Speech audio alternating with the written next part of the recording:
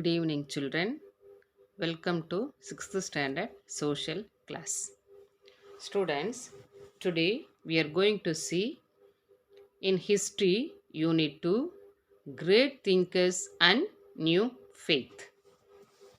Before we start the lesson, we have to read the what are all the learning objectives in this lesson.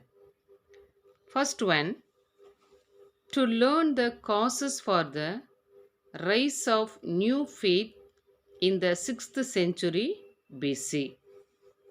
Second point, to have knowledge in the teachings of Mahavira and Buddha.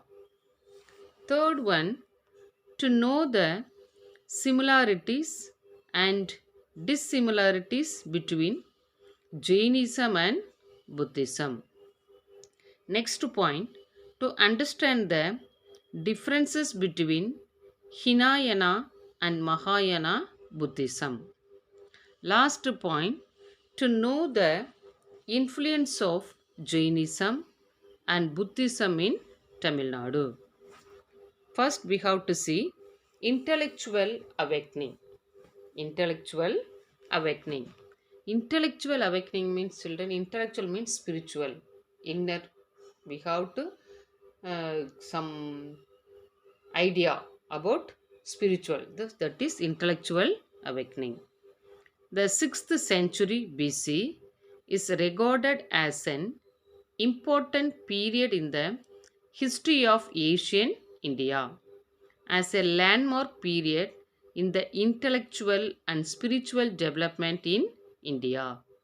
Historian Will Durant has rightly called it the shower of stars. So, the famous historian Will Durant said, so it is the shower of stars because there are so many spiritual religions is started in that period. Sources, what are the sources? We had to see these religious different types of religions. Sources, literary sources. Angus. Angus. Angus is the Jain text. Jain text means Jain holy book. Next one, Tripitakas and Jakatakas. These are the Buddhist text. Buddhist text. Okay. Next one, what are the causes for the rise of intellectual awakening and the birth of Buddhism and Jainism? First one, the complex rituals and sacrifices advocated in the later Vedic period. The first lesson we have studied what are the Vedic. There are four Vedic. Okay, there are four religions started: Rig Veda, Atharva, Sama, and Yajur. There are four Vedas. No. Next one, expensive sacrificial ceremonies. Expensive sacrificial ceremonies and superstitious beliefs and practices that confuse the common man. Next one, Upanishads taught us alternative to sacrificial rites were too philosophical which a lay person could not understand. Next one, slavery, caste system, gender discrimination also contributed to the new awakening. These are all the reasons for the new religions enter into the India. First one, origin of Jainism. How the Jain religion of Jainism is started. Origin of Jainism. Jainism is one of the world's oldest living religions. Jainism grounds itself in 24 Tirthankaras. So, Jainism is the world oldest living religions. World oldest living religions. Jainism grounds itself in 24 Tirthankaras. So, Jainism totally they had 24 Tirthankaras. A Tirthankara means, a Tirthankara is the one who revealed religious truth at different times. Tirthankara means a Tirthankara. That means one Tirthankara is the one who revealed religious truth at different times. That is called Tirthankara. The first Tirthankara was Rishabha and the last one was Mahavira. First, who was the first one? The first Tirthankara, Rishabha, and the last one is Mahavira. Okay, Jainism gained predominance. Jainism gained predominance under the aegis of Mahavira during the 6th century BC. Okay, Mahavira. We have to know about Mahavira. So, this is the Mahavira statue. We have to know about this. Original name.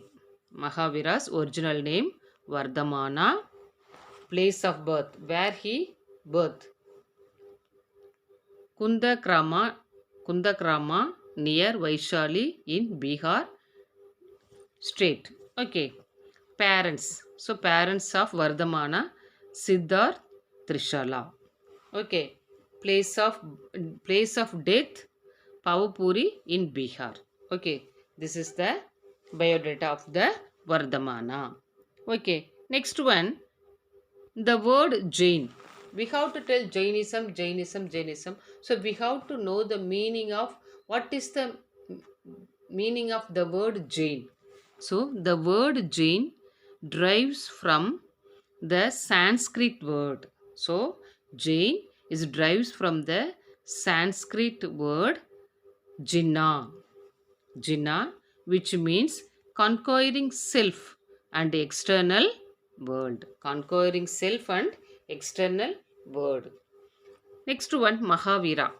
Mahavira, the great hero. Mahavira, the great hero. Vardhamana, meaning prosperous. Vardhamana meanings prosperous. Was a Kshatriya prince. So prosperous means rich. Prosperous means rich. Okay. So Vardhamana was a Kshatriya prince. However, at the age of 30, even though he was a prince, at the age of 30, he renounced his princely status to adapt an ascetic life. He undertook intense meditation. Even though he was a prince, at the age of 30, he renounced. He renounced means he rejected his princely status to adapt an ascetic life. He undertook intense meditation. So he wants to sit in a particular place, silent place. He want to meditate the God. Okay. Next one, after 12.5 years of religious penance, Vardhamana attained omniscience or supreme knowledge known as Kivala. So, after going on, he meditating the God after 12.5 years. So, 12.5 years, religious penance, Vardhamana attained omniscience or supreme knowledge. He get a extraordinary power or extra knowledge. So, that is called omniscience or supreme knowledge known as Kivala. Here, omniscience. We have to know the meaning of omniscience. Omniscience means it is the ability. Omniscience means it is the ability to know everything. It is the ability to know everything or be infinitely wise. So, extraordinary knowledge. Okay, that is the meaning of omniscience. Next one, thereafter he became Jinnah, meaning one who conquered worldly pleasure and attachment. Next one, unique teachings of Jainism. What Jainism teaching to the peoples? So unique means different, special. Okay. So unique teachings of Jainism.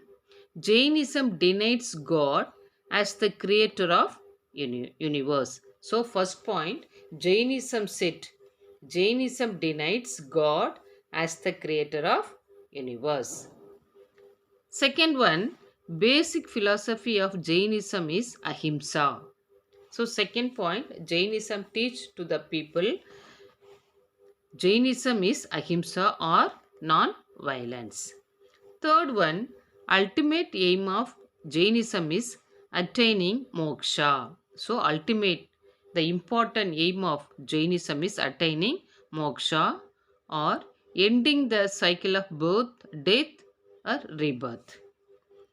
Next point, Jains rejects the beliefs in last judgment. So Jains reject the belief in last judgment where God, a supreme being, decides who goes to heaven or hell. So they believe, so God is not a judge, God is not given last judgment. He decides. The God decides who goes to heaven or who goes to hell. So the Jainism is the one of the faith. Next one, Jainism advocates that the goodness or quality of one's life is determined by one's karma. So Jainism advocate that the goodness or quality of one's life is determined by one's karma. So we have to know the meaning of karma. What is karma? Karma means the belief that a person's actions in this life determine the quality of his or her later part of the current life and the next incarnation. So, karma means their action, their where, where they if they live in the world, what are the things, good things or bad things they do know, that is called karma. Next one, Tri Ratnas or three jewels. Tri means three. So Tri Ratnas or three jewels. Mahavira exhorted the threefold path for the attainment of moksha and for the liberation from karma. So what are the 3 points? They said right faith. So you have right faith, right knowledge and right action. So these three are three jewels or tri ratnas. Moksha means liberation.